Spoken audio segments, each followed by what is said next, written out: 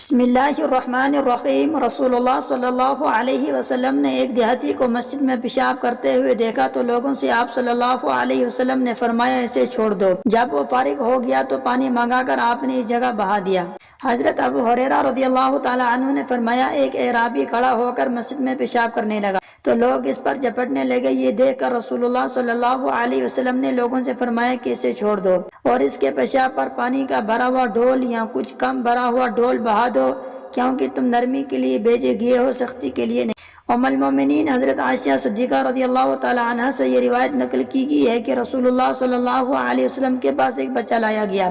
اس نے آپ صلی اللہ علیہ وسلم کے کپڑے پر پیشاب کر دیا تو آپ صلی اللہ علیہ وسلم نے پانی منگایا اور اس پر ڈال دیا۔ ایک عورت نے رسول اللہ صلی اللہ علیہ وسلم کی خدمت میں حاضر ہو کر عرض کی کہ یا رسول اللہ، فرمائیں ہم میں سے کسی عورت کو کپڑے میں حیض آ جائے تو وہ کیا کرے؟ آپ صلی اللہ علیہ وسلم نے فرمایا کہ پہلے اسے کھرچے، پھر پانی سے رگڑے اور پانی سے دھو ڈالے اور اسی کپڑے میں نماز پڑھ لے۔